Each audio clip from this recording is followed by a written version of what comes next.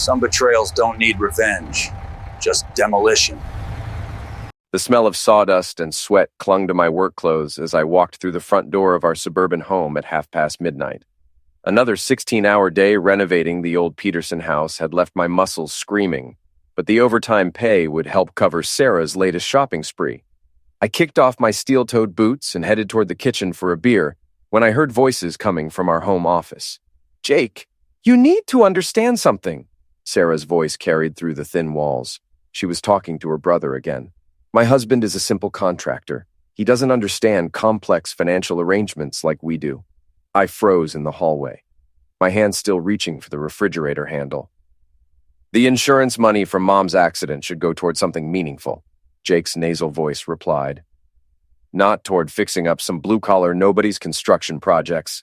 My jaw clenched. Sarah's mother had died in a car accident 6 months ago, leaving behind a substantial life insurance payout that Sarah had inherited. We'd discussed using part of it to expand my construction business, maybe hire another crew. I'd been working my A off for 15 years, building something from nothing. I know, Sarah continued. "But Mike thinks he deserves an equal say in how we spend it. Can you believe that? Like his little hammer and nails operation is some kind of real business." The beer bottle slipped from my fingers and shattered on the kitchen tile. The conversation in the office went silent. "Mike, is that you?" Sarah called out, her voice suddenly sweet as honey. "Yeah, it's me." I swept up the glass, each shard catching the overhead light like tiny accusations. "Just getting cleaned up." Sarah appeared in the kitchen doorway, her blonde hair perfectly styled despite the late hour.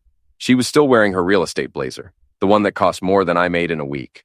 Behind her lurked Jake, all 6'3" of entitled smugness, his designer polo shirt probably worth more than my truck payment. "How was work, honey?" Sarah asked, but her eyes were already calculating, trying to figure out how much I'd overheard. "Long day," I replied, dumping the glass shards into the trash. "What were you two discussing so intensely?" Jake stepped forward, his chest puffed out like a rooster. "We were talking about responsible financial planning, something you might not understand given your background." "My background?" I straightened up, meeting his gaze. At 5'10", I had to look up at him, but 15 years of construction work had given me shoulders that could carry steel beams. "You mean the background where I actually work for a living?" "Jake didn't mean anything by that," Sarah interjected quickly, but I could see the irritation flickering in her green eyes. "We were just discussing investment opportunities." "With your mother's insurance money," I said flatly. The silence stretched between us like a taut wire. Sarah's perfectly manicured fingers drummed against the doorframe. "That money is mine, Mike, legally and morally. Mom left it to me, not to us." Her voice had lost all pretense of sweetness now. "And I think it would be better invested in something with actual growth potential." "Like what?" I asked, though I was pretty sure I didn't want to hear the answer. Jake smirked. "Like my new real estate development company. Sarah's going to be my partner. We're looking at some prime commercial properties downtown." "Partner," I repeated slowly. "And where exactly do I fit into this partnership?" Sarah's laugh was like breaking glass. "Mike, be realistic. You're a contractor. A good one, sure, but this is big business. This is about building something that matters. Something that matters. 15 years of marriage, and she was telling me that everything I'd built didn't matter. The successful business I'd grown from nothing. The house we lived in that I'd renovated with my own hands. The life we'd created together." "I see," I said quietly. "So my opinion doesn't count when it comes to $250,000 that could change our lives." "It's not our money," Jake said, his voice dripping with condescension. "It's Sarah's money. And frankly, she needs to start thinking about her future with someone who can actually provide for her properly." The words hit me like a sledgehammer to the gut. I looked at Sarah, waiting for her to defend me, to tell her brother he was out of line. Instead, she looked away. "Maybe we should discuss this tomorrow," she said, "when everyone's had time to cool down." But I was already walking toward the stairs. "Don't worry about it, Sarah. Message received loud and clear." As I climbed the steps to our bedroom, I heard Jake's voice behind me. "He'll get over it. Guys like him always do. They don't have any other choice." That night, I lay in bed staring at the ceiling while Sarah pretended to sleep beside me. 24 hours ago, I'd thought I had a solid marriage, good friends, and a bright future. Now, I was questioning everything I thought I knew about my life. I'd built this house with my own hands. I'd worked double shifts to pay for Sarah's real estate license. I'd supported her through every career change and wild dream. And now she and her brother were planning to cut me out of the biggest financial opportunity we'd ever had. But what hurt most wasn't the money. It was the casual way they'd dismissed everything I'd accomplished. Like 15 years of marriage meant nothing. Like I meant nothing. I rolled over and looked at Sarah's sleeping form. In the moonlight, she looked like the woman I'd fallen in love with in college. But that woman would never have let her brother talk about me the way Jake had tonight. Tomorrow, I decided, things were going to change. I just didn't know how much. The next morning, I woke up to an empty bed and the smell of expensive coffee brewing downstairs. Sarah always bought the good stuff from that boutique shop downtown, another small luxury that cost 3 times what regular coffee did. I used to think it was cute, her little indulgences. Now it felt like another reminder of how different we'd become. I pulled on jeans and a work shirt and headed downstairs. Sarah was sitting at the kitchen island, scrolling through her phone with one hand and holding a steaming mug with the other. She was already dressed for work in another one of her power suits, this one navy blue with silver buttons that caught the morning light. "Morning," I said, pouring myself coffee from the pot. "Good morning." She didn't look up from her phone. "I have 3 showings today, so I'll be home late. There's leftover Chinese in the fridge for dinner." I sat down across from her, studying her face. "Sarah, about last night. Let's not do this right now, Mike." She finally looked up, and I could see the wall she'd built behind her eyes. "I have a busy day ahead."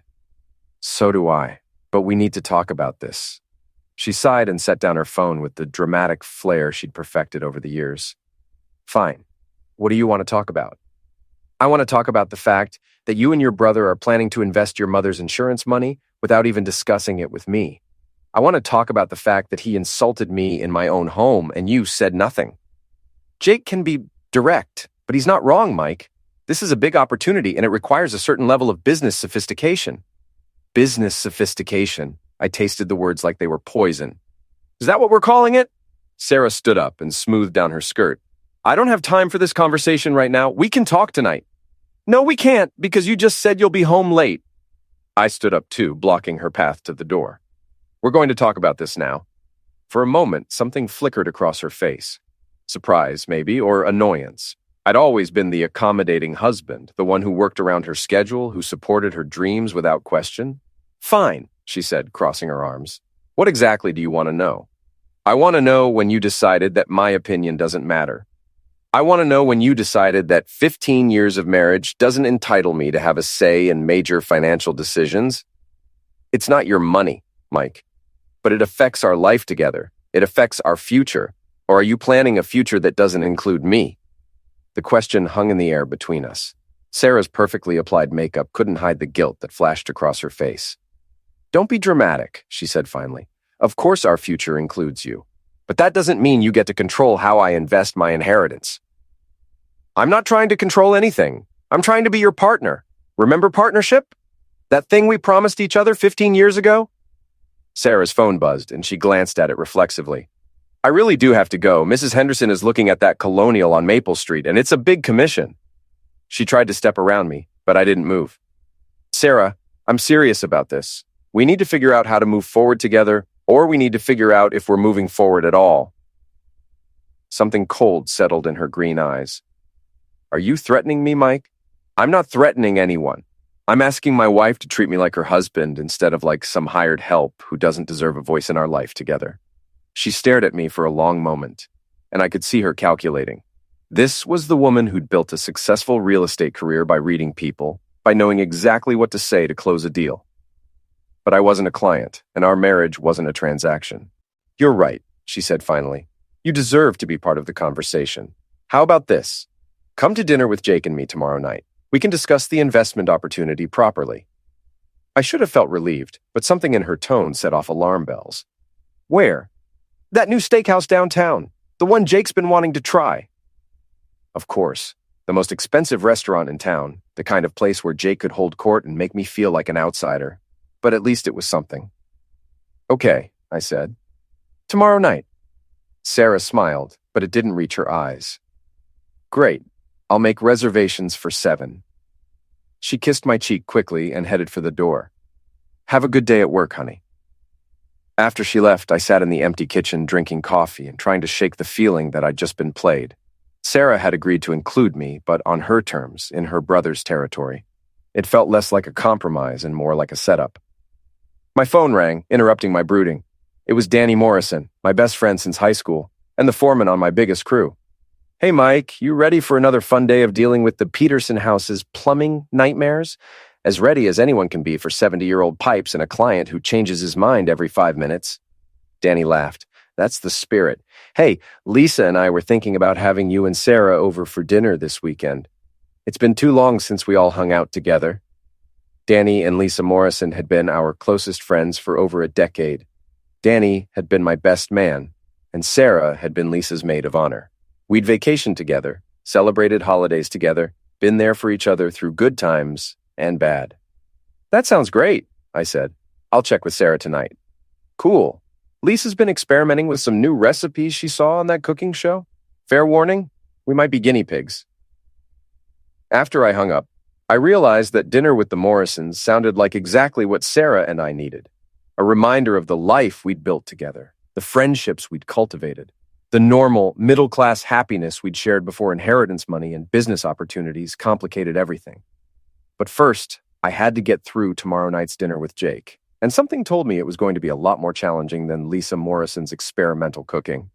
I grabbed my work boots and headed out to face another day of honest labor, trying not to think about how my wife had made honest labor sound like a character flaw. The Peterson house was a 1950s colonial that had been beautiful once, before decades of neglect and bad renovation choices had turned it into a contractor's nightmare. But I'd been working on it for 3 months now, and it was finally starting to look like a home again. As I pulled up to the job site, I saw Danny's truck already parked in the driveway. He was sitting on the front steps, drinking coffee from a thermos and scrolling through something on his tablet. "You're here early," I called out as I grabbed my tool belt from the truck. "Couldn't sleep. Lisa's been having those weird pregnancy cravings again. She woke me up at 4 a.m. asking for pickles and ice cream." I'd forgotten that Lisa was pregnant with their second child. Danny had been glowing about it for weeks, talking about converting their spare bedroom into a nursery, about how excited their 5-year-old daughter Emma was to be a big sister. "How's she feeling?" "Good. Tired, but good. The doctor says everything's progressing perfectly." Danny's face lit up the way it always did when he talked about his family. "Emma's already picked out names. She wants to call the baby Princess Sparkles if it's a girl and Truck Monster if it's a boy." I laughed despite my mood. "Those are solid choices." That's what I told her. Danny stood up and stretched. "So what's got you looking like someone stole your lunch money?" Danny had always been able to read me like an open book. We'd known each other since we were 17, had started our construction business together right out of high school. He was more than my business partner. He was the brother I'd never had. Sarah and I had a fight last night. About what? I told him about the insurance money, about Jake's involvement, about the way they talked about me like I wasn't worth consulting. Danny listened without interrupting, his expression growing darker with every detail. "That's BS, Mike," he said when I finished. "You've been married for 15 years. Of course you should have a say in how that money gets invested.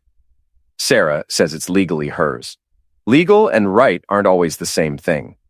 Danny picked up his tool belt and slung it around his waist. "What are you going to do?" "I'm having dinner with them tomorrow night. Sarah says we'll discuss it properly." Danny snorted. "Let me guess. Jake picked the restaurant." "How'd you know?" "Because guys like Jake always need home field advantage. They can't win a fair fight, so they stack the deck." We spent the morning working on the Peterson house's kitchen, replacing cabinets and installing new countertops. The physical labor felt good, familiar. This was work I understood, problems I could solve with the right tools and enough effort. Around noon, my phone buzzed with a text from Sarah. "Dinner tomorrow at Morton's Steakhouse, 7 p.m. Dress nicely." Morton's Steakhouse, the most expensive restaurant in town, the kind of place where entrees started at $50 and went up from there. Jake's favorite kind of power play. I showed Danny the text, and he shook his head. "You know what this is, right? This is them trying to make you feel out of place. They're going to order expensive wine and talk about investment strategies and make you feel like the hired help. Maybe, but at least I'll be part of the conversation. Will you? Or will you just be there so they can say they included you before they do whatever they were planning to do anyway?" I didn't have an answer for that. But I knew I had to try. 15 years of marriage was worth fighting for, even if the fight was rigged from the start.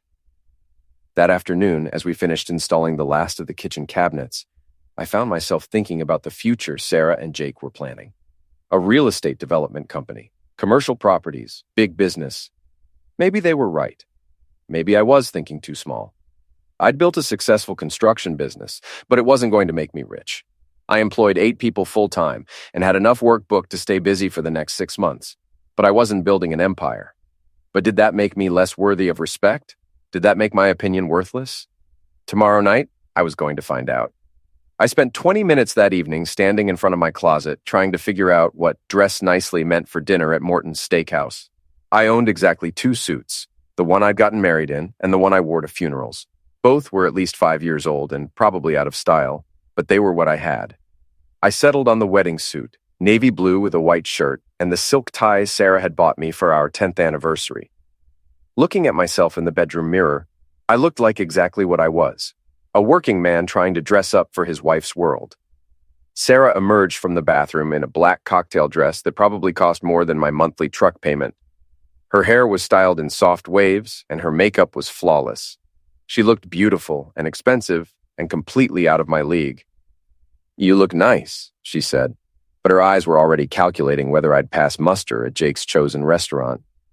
"Thanks, you look beautiful." She smiled, and for a moment I caught a glimpse of the woman I'd married. But then she glanced at her watch and the moment passed. "We should go. Jake hates it when people are late." The drive to Morton's was quiet except for the soft jazz playing on Sarah's preferred radio station. I tried to make conversation, but her responses were distracted, monosyllabic. She was already mentally at the restaurant, preparing for whatever performance she and Jake had planned. Morton's Steakhouse occupied the ground floor of the newest office building downtown, all glass and steel and modern pretension. The valet parking attendant looked like he made more money than most of my crew.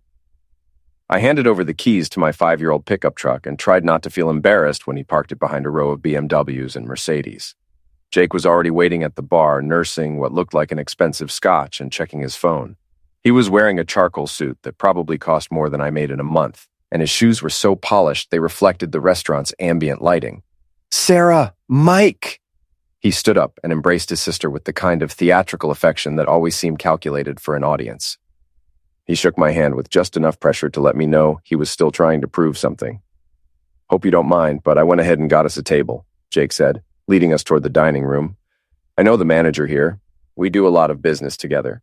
Of course he did. Jake had a talent for dropping casual mentions of his connections, his deals, his importance. It was like watching a peacock display its feathers. The hostess led us to a corner table with a view of the city lights, the kind of table you had to know someone to get, the kind that announced to the entire restaurant that you were important enough to matter. "This is nice," I said, settling into the leather chair. "I thought you'd like it," Jake replied, though his tone suggested he thought no such thing. "The steaks here are incredible. They fly the beef in from Nebraska twice a week." A waiter appeared immediately, as if summoned by Jake's presence. "Good evening, Mr. Patterson. The usual?" "Actually, let's start with a bottle of the Caymus Cabernet, the 2018. Jake glanced at me. "You do drink wine, don't you, Mike?" "Sure." I knew enough about wine to know that Caymus was expensive, and Jake knew I knew it. This was all part of the show. Sarah was studying her menu with the intensity of a scholar reading ancient texts. "Everything looks wonderful. I can't decide between the filet and the lobster." "Get both," Jake said expansively. "We're celebrating, after all." "Celebrating what?" I asked. Jake's smile was sharp as a blade. "Sarah didn't tell you? We finalized the paperwork on our first property today. A beautiful office complex on the north side of town. Prime location, incredible potential." I looked at Sarah, who was suddenly very interested in her wine glass. "I thought we were here to discuss the investment opportunity." "We are," Jake said. "We're discussing how successful it's already becoming." The waiter returned with the wine, going through the elaborate ritual of presenting the bottle, pouring a taste for Jake's approval, filling our glasses with ceremonial precision. I watched the performance and wondered how much of our evening was going to be theater. "So," Jake continued once the waiter had departed, "let me tell you about the vision Sarah and I have for Patterson Development." Patterson Development. Not Patterson-Sullivan Development. Not even Sullivan-Patterson Development. Just Patterson. as if I didn't exist. We're looking at commercial real estate as the foundation, but the real money is in mixed-use developments, office space, retail, high-end residential, the kind of projects that transform entire neighborhoods. Jake pulled out his phone and started swiping through photos. This is the property we just closed on, 12,000 square feet, currently occupied by a bunch of small businesses paying below market rent. But the location is perfect for redevelopment. I looked at the photos. It was a strip of older buildings on Harrison Street, including Murphy's hardware store, where I'd been buying supplies for 15 years. The family that owned it had been there for 3 generations. "What happens to the current tenants?" I asked. Jake shrugged. "Market forces, their leases are up for renewal next year. We'll offer them new terms that reflect the true value of the location. And if they can't afford the new terms, then they'll find somewhere else to do business. That's how capitalism works, Mike." Sarah finally looked up from her wine. "Jake, maybe we should explain the whole plan before we get into specifics." But Jake was on a roll now, energized by his own vision of success. "The beauty of this business is the leverage. Sarah's inheritance gives us the down payment, but we can finance the rest. Within 5 years, we could own 6 properties. Within 10 years, we could be the biggest commercial real estate company in the state." "What about the construction side?" I asked. "If you're planning major renovations, you'll need reliable contractors." Jake's laugh was like breaking glass. "Oh, we'll definitely need contractors. But we're talking about million-dollar projects here. We'll need firms with experience in large-scale commercial development." The message was clear. I wasn't qualified for their world. My 15 years of experience, my reputation for quality work, my knowledge of local building codes and regulations, none of it mattered because I'd never built a skyscraper. "Mike's company does excellent work," Sarah said, but her voice lacked conviction. "He's renovated some beautiful homes." "I'm sure he has," Jake replied with condescending kindness. "But residential and commercial are completely different animals. The insurance requirements alone would probably bankrupt a small operation." I took a sip of wine and tried to keep my voice level. "So, where exactly do I fit into this partnership?" "Well, that's the thing," Jake said, leaning forward like he was about to share a secret. "This isn't really a partnership in the traditional sense. Sarah is the investor. I'm the developer. We're the principals. And I'm what? The silent partner?" "You're Sarah's husband," Jake said, as if that explained everything. "You'll benefit from the profits, of course, but the day-to-day operations require specialized knowledge that takes years to develop." I looked at Sarah, waiting for her to say something, to defend me, to remind her brother that I'd been successfully running a business since before he'd graduated from college. Instead, she was studying the menu again. "I see," I said quietly. The waiter returned to take our orders. Jake ordered the most expensive steak on the menu. Sarah chose the lobster, and I asked for the cheapest option I could find. Not because I couldn't afford better, but because I was starting to understand that this entire evening was about putting me in my place. Over dinner, Jake regaled us with stories about his business connections, his investment strategies, his plans for expanding into other markets. Sarah hung on his every word like he was revealing the secrets of the universe. I ate my steak and wondered when my wife had decided that her brother's approval was more important than her husband's partnership. "The key," Jake was saying, "is to think bigger than the competition. While other developers are fighting over residential properties, we're positioning ourselves in the commercial market. Higher margins, longer-term leases, more stable income." "What about the risk?" I asked. "Commercial real estate can be volatile." Jake's expression suggested I'd just asked whether the earth was round. "Every investment involves risk, Mike, but calculated risk is how fortunes are made. Playing it safe is how people stay poor." The implication was clear. I was poor because I played it safe. Never mind that I'd built a successful business from nothing, employed 8 people, owned my home outright, and had never missed a payment on anything in my life. I was poor because I didn't think big enough. "Mike's always been conservative with money," Sarah said, and I couldn't tell if she meant it as a compliment or an apology. "Nothing wrong with being conservative," Jake replied magnanimously, "but sometimes you have to take risks to achieve real success."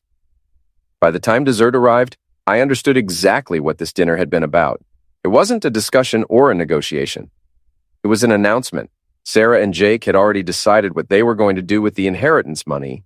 They'd already formed their partnership, made their plans, chosen their path forward. I was here because Sarah needed to be able to say she'd included me in the conversation, but my opinion had never mattered. My concerns were irrelevant. My 15 years of marriage, my successful business, my dreams for our future together, none of it was important enough to factor into their calculations. "Well," Jake said, raising his wine glass, "here's to Patterson Development and the beginning of something big." Sarah raised her glass with a smile that didn't reach her eyes. I raised mine, too, because what else was I supposed to do? But as I drank the toast to their success, I was already planning my next move. Because if my wife and her brother thought they could dismiss me like some hired help, they were about to learn exactly how wrong they were. The check arrived, and Jake made a show of grabbing it.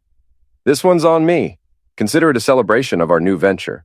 As we walked toward the valet stand, Sarah linked her arm through mine. That went well, don't you think?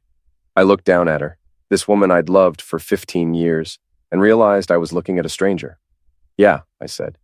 It went exactly like I expected. The next few weeks passed in a blur of polite conversations and careful distances. Sarah threw herself into the Patterson Development project with the enthusiasm she'd once reserved for our marriage. She spent her evenings on conference calls with Jake, her weekends touring properties, her free time researching zoning laws and building codes.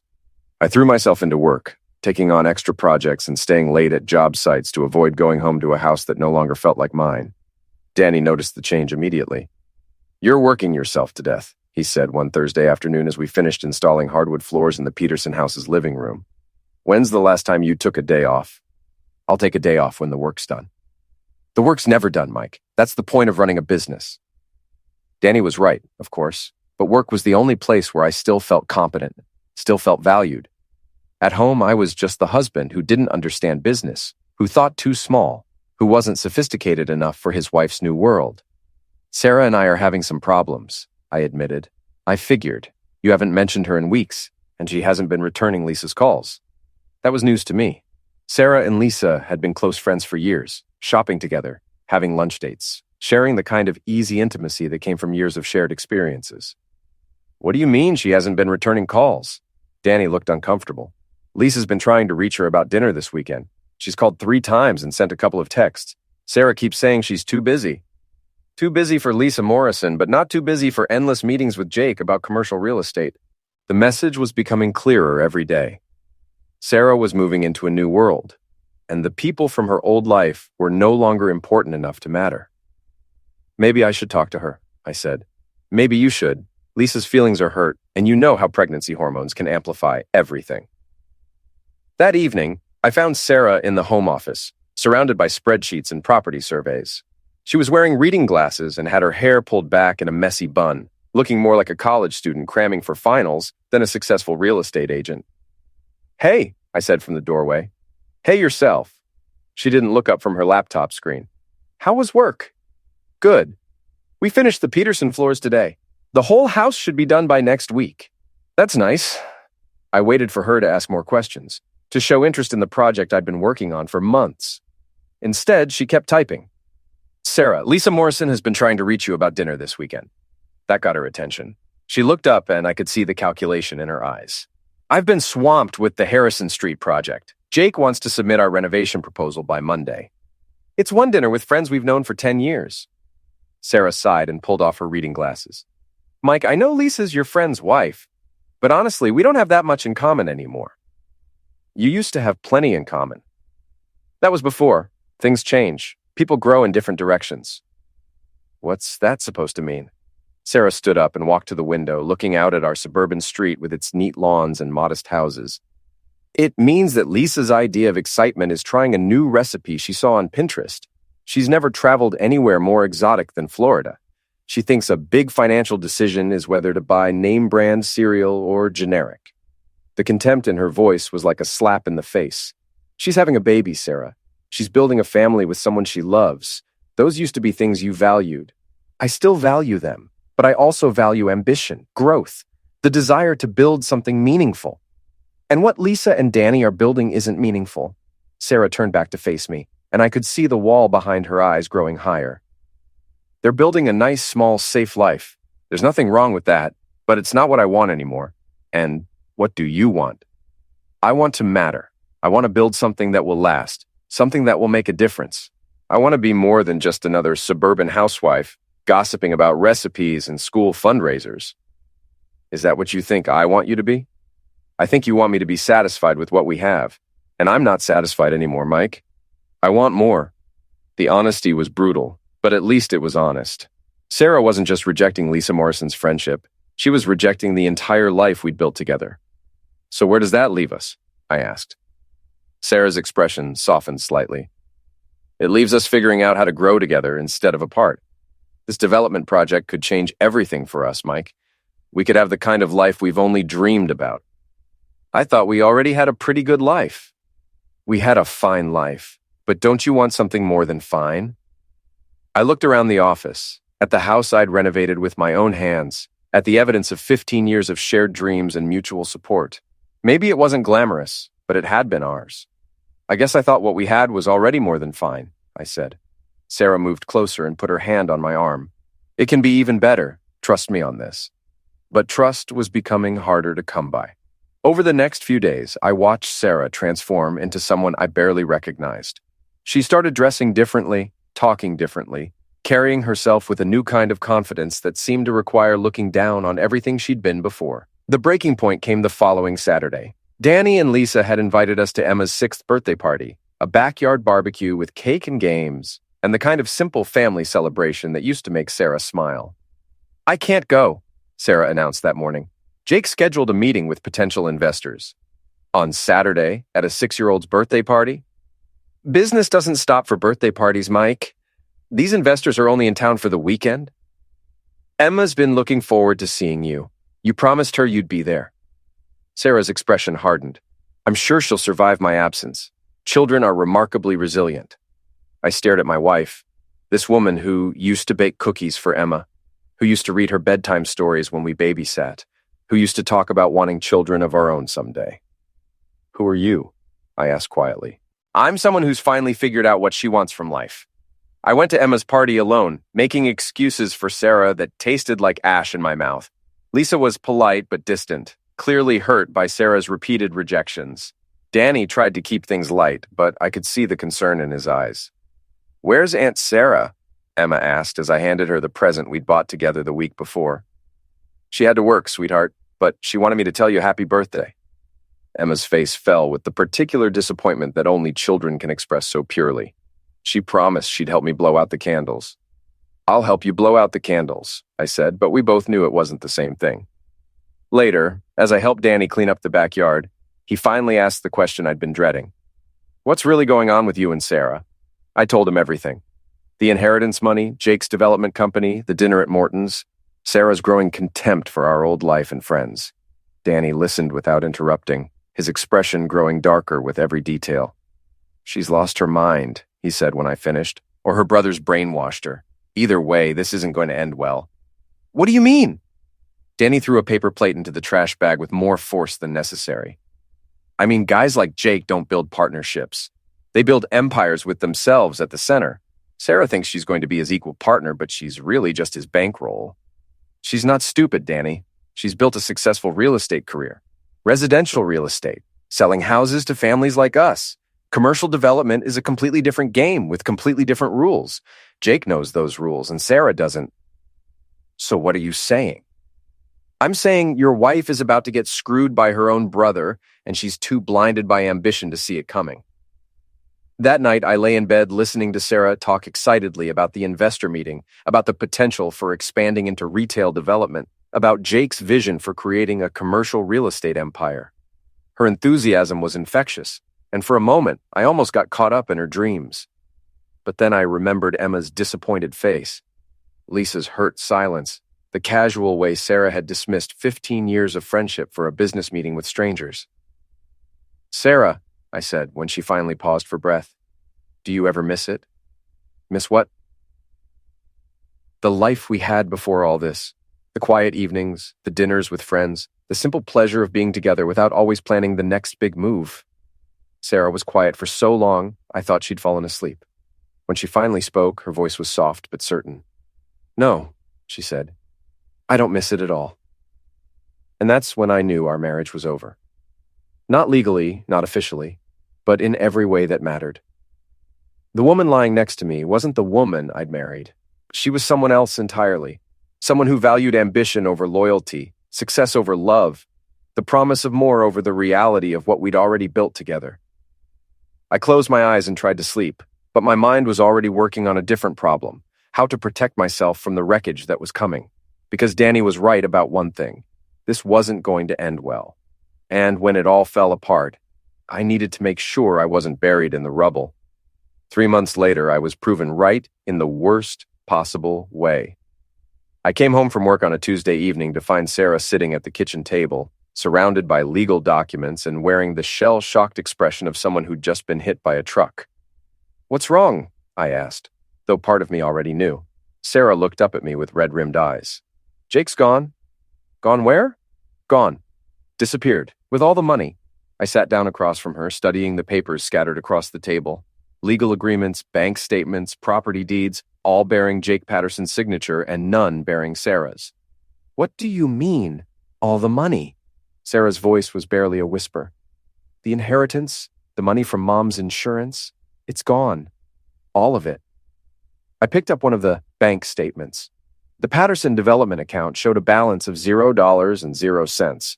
The last transaction was a wire transfer for the full amount, dated 3 days ago. Where did he transfer it? An offshore account. His lawyer says it's perfectly legal.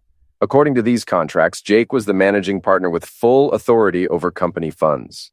I read through the partnership agreement, my construction-trained eye picking out the details that mattered. Sarah had signed over complete financial control to her brother in exchange for a promise of 50% of future profits. It was the kind of deal that sounded generous until you realized it gave Jake the power to make sure there were never any profits to share. "You signed this?" Sarah nodded miserably. "Jake said it was standard. He said it would protect us both." "Did you have a lawyer review it?" "Jake said his lawyer had drawn it up to benefit both of us. He said getting a second opinion would just waste money on unnecessary legal fees." I set down the contract and looked at my wife, this woman who'd been so confident about her business sophistication, who'd dismissed my concerns as the worries of someone who didn't understand high finance. "Sarah, this contract gives Jake complete control over every penny. You're not a partner. You're an investor with no voting rights and no guaranteed return." "I know that now," she snapped, some of her old fire returning. "But it's too late to do anything about it." "What about the properties, the Harrison Street development?" Sarah's laugh was bitter as poison. "What properties? Jake never actually bought anything. He used Mom's money to pay for option agreements that expired last week. We don't own a single square foot of real estate." I felt a cold satisfaction settle in my chest. Danny had been right. Jake had played his sister like a violin, and she'd been too blinded by ambition to see the con until it was too late. What does his lawyer say? His lawyer says Jake fulfilled all his contractual obligations. He explored investment opportunities, negotiated property deals, and made business decisions within his authority as managing partner. The fact that those decisions didn't generate profits isn't a legal issue. And the money he transferred offshore? Personal compensation for services rendered, plus reimbursement for business expenses. Again, perfectly legal according to the contract I signed. I stood up and walked to the kitchen window, looking out at the suburban street where we'd built our life together. 3 months ago, Sarah had looked out this same window and seen a prison. Now, I wondered if she was beginning to understand what she'd lost. "How much is left?" I asked. "Nothing. Jake cleaned out every account before he disappeared. We don't even have enough to pay this month's bills." The irony was almost too perfect. Sarah had been so eager to escape her small, safe life that she'd handed over everything to a con man who happened to be her brother. Now she was facing the kind of financial ruin that would make our old problems look like minor inconveniences. Where is Jake now? Nobody knows. His phone goes straight to voicemail. His apartment is empty. His office says he's taking an extended leave of absence. I turned back to face Sarah, and for the first time in months, I felt like I was looking at the woman I'd married.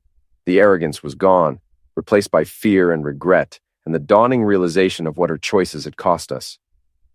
"What do you want me to do?" I asked. Sarah's composure finally cracked. I don't know. I don't know anything anymore. I thought I was so smart, so sophisticated. I thought I understood business better than everyone else, and I let my own brother steal everything." She buried her face in her hands and started crying with the kind of deep, wrenching sobs that come from the bottom of someone's soul. Part of me wanted to comfort her, to hold her and tell her we'd figure it out together. But a larger part of me remembered the way she dismissed our friends, our life, our marriage in pursuit of Jake's empty promises. "Sarah, I need you to be honest with me about something." She looked up, mascara streaking down her cheeks. "What?" "If Jake's plan had worked, if you'd made millions in commercial real estate, would you still be married to me?" The question hung in the air between us like a sword. Sarah opened her mouth to answer, then closed it again. The silence stretched on until it became an answer in itself. "I don't know," she whispered finally. At least she was being honest. For the first time in months, my wife was telling me the truth about what she really wanted. "Well," I said, "I guess that makes this easier." "Makes what easier?" I walked to the kitchen drawer where we kept important papers and pulled out a folder I'd been preparing for weeks. Inside were financial statements, business records, and a legal document that Sarah was about to become very familiar with. "Divorce papers," I said, setting the folder on the table next to Jake's worthless contracts. Sarah stared at the papers like they were written in a foreign language. "Mike, no, we can work through this. We can rebuild." "Rebuild what? A marriage where you're embarrassed by your husband? A partnership where my opinion doesn't matter? A life where you're constantly looking for something better than what we have together? I made mistakes. I see that now. But we can fix this." I sat back down across from her, studying the face I'd loved for 15 years. She was still beautiful, still the woman who'd captured my heart in college. But beauty wasn't enough to rebuild trust, and regret wasn't the same thing as love. "Sarah, 3 months ago you told me you didn't miss our old life at all. You said you wanted something more than what we had together. Well, now you're free to find it." "But I don't want to find it anymore. I want what we had." "No, you don't. You want what we had because it's safe, because Jake took away all your other options. But if another opportunity came along tomorrow, another chance to build something bigger and better, you'd take it. And you'd leave me behind again." Sarah reached across the table and grabbed my hands. "That's not true. I love you, Mike. I've always loved you." "Maybe, but you don't respect me. You don't value what I've built or what I bring to our partnership, and I can't live with someone who sees me as a consolation prize." I pulled my hands free and stood up. "The papers are pretty straightforward. I'm not asking for alimony or trying to take anything that's yours. I just want out. Where will you go?" "I'll figure it out. I always do." I walked toward the stairs, then stopped and turned back. Sarah was still sitting at the table, staring at the divorce papers like they might disappear if she looked at them hard enough. "For what it's worth," I said, "I'm sorry Jake did this to you. Nobody deserves to be betrayed by family. Mike, please, don't do this. We can start over. We can build something new together."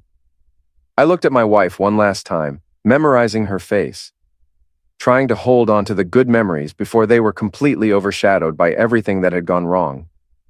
"We already built something together, Sarah. It just wasn't enough for you." I went upstairs and started packing. By morning, I was gone, and the life we'd shared for 15 years was officially over. Sarah could keep the house, the memories, and the expensive lesson her brother had taught her about the difference between ambition and wisdom. As for me, I had work to do and a future to build. And this time, I was going to build it with people who valued what I brought to the table. The first call I made was to Danny Morrison. The second was to a lawyer. The third was to a real estate agent who specialized in commercial properties. Because if there was one thing I'd learned from watching Sarah and Jake's spectacular failure, it was this: sometimes the best revenge is simply being successful on your own terms. And I was just getting started. 6 months after the divorce was finalized, I was sitting in my new office above Murphy's hardware store, reviewing the contracts that would change everything. The irony wasn't lost on me.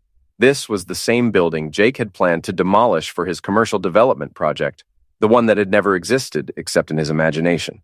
When Old Man Murphy heard about Sarah and Jake's scheme, he'd called me personally. "Mike, I know you're going through a rough time, but I've got a proposition for you. I'm thinking about expanding the business, maybe adding a contractor supply division. You interested in partnering up?" Murphy's Hardware had been a fixture on Harrison Street for 60 years. 3 generations of the Murphy family had built relationships with every contractor, handyman, and weekend warrior in the county. It was exactly the kind of small, honest business that Jake had dismissed as unsophisticated. It was also profitable, stable, and perfectly positioned for growth. "What did you have in mind?" I'd asked. "You know construction better than anyone in town. I know retail and customer service. Together we could build something special, a one-stop shop for contractors and homeowners alike." The partnership agreement Murphy's lawyer had drawn up was everything Jake's contract with Sarah hadn't been: fair, transparent, and designed to benefit both parties equally. I'd had my own lawyer review every word, and Danny had looked over the financial projections with the careful eye of someone who'd been burned by big promises before. "This could really work," Danny had said. "Murphy's got the customer base, you've got the expertise, and together you've got enough capital to make it happen." Now, 6 months later, Murphy and Sullivan Construction Supply was exceeding every projection we'd made. The contractor supply division was booming. My construction business was busier than ever. And I was building the kind of success that Jake had promised Sarah, but never delivered. The best part was that I was doing it with people who respected what I brought to the table. Murphy valued my construction knowledge, my relationships with local contractors, my understanding of what working people actually needed. He didn't see me as unsophisticated, he saw me as essential. My phone rang, interrupting my review of the quarterly profit reports. It was Danny. "Hey Mike, you busy? Just going over some paperwork. What's up?" "Lisa wanted me to invite you to dinner Sunday. She's making that pot roast you like, and Emma's been asking when Uncle Mike is coming over again." Since the divorce, the Morrisons had become even closer friends. Lisa had been furious when she learned how Sarah had treated me, and she'd made it her mission to make sure I didn't spend too many evenings alone in my new apartment. "Tell Lisa I'll be there. Should I bring anything?" "Just yourself. Oh, and Mike, there's something else. Lisa has a friend she wants you to meet." I laughed. "Danny, I'm not ready for that yet." "It's been 6 months, and this isn't a setup exactly. Lisa's friend Jennifer is a teacher at Emma's school. She's divorced, has a 10-year-old daughter, and she's been asking about you." "Asking what about me?" "Whether you're as nice as you seem, whether you're really single, whether you might be interested in having coffee with a woman who appreciates men who show up when they say they will." I considered it. Jennifer was attractive, intelligent, and kind. I'd met her at several school events, and she'd always been warm and friendly without being pushy. She was also nothing like Sarah, content with her teaching job, devoted to her daughter, unimpressed by flashy displays of wealth or status. "Maybe," I said, "but no pressure, okay? If it happens, it happens." "Understood. See you Sunday." After Danny hung up, I went back to the profit reports, but my mind was wandering. For the first time since the divorce, I was starting to think about the future in terms of possibilities rather than problems. The business was thriving, my friendships were stronger than ever, and maybe, just maybe, I was ready to consider sharing my life with someone again. Someone who valued the same things I did. Someone who understood that a good life wasn't about impressing other people or chasing the next big opportunity. Someone who could be happy with honest work, genuine friendship, and the simple pleasure of building something together. My phone buzzed with a text message. For a moment, my heart jumped, thinking it might be Sarah. We hadn't spoken since the day I'd moved out, but I sometimes wondered how she was managing on her own. Instead, it was Murphy. "Mike, just got off the phone with the city planning office. They approved our expansion proposal. Looks like we're going to need that bigger warehouse after all." I smiled and typed back, "Great news. I'll call the contractor tomorrow." As I locked up the office and headed home to my apartment, I reflected on how much my life had changed in less than a year. I'd lost a marriage, but I'd gained a business partnership that was built on mutual respect and shared values. I'd lost a wife, but I'd kept the friends who really mattered. I'd lost the house I'd renovated with my own hands, but I'd found something more valuable: self-respect. The apartment was small but comfortable, furnished with pieces I'd chosen for myself rather than trying to impress anyone else. The refrigerator was stocked with beer and leftover pizza. The television was tuned to the game instead of reality shows about rich housewives. The bookshelves held construction manuals and mystery novels instead of business magazines and investment guides. It wasn't glamorous, but it was mine. And for the first time in years, that felt like enough. Sunday dinner at the Morrisons was exactly what I needed. Lisa's pot roast was perfect. Emma regaled us with stories about her second-grade teacher. And Danny and I talked about expanding the construction crew to handle all the new business we were getting. Jennifer arrived just as we were finishing dessert, bringing homemade cookies and an easy smile that lit up the room. She was wearing jeans and a simple sweater, her dark hair pulled back in a ponytail, and she looked like exactly what she was, a working mom who'd stopped by to visit friends. "Mike, you remember Jennifer," Lisa said with the subtle enthusiasm of a matchmaker who was trying not to be obvious. "Of course. How are you, Jennifer?" "I'm good. Emma's been telling my daughter Sophie all about your construction projects. Apparently, you're building the most amazing treehouse in the Peterson family's backyard." I laughed. "It's just a simple platform with a ladder and some railings. Nothing too fancy." Sophie would disagree. "She's been begging me to ask if you might have time to look at our backyard. We have this old oak tree that she thinks would be perfect for a treehouse." "I'd be happy to take a look.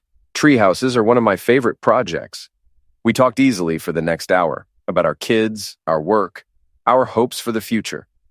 Jennifer was funny and smart and refreshingly honest about the challenges of single parenthood. She didn't try to impress me with stories about her ambitions or her plans for conquering the world.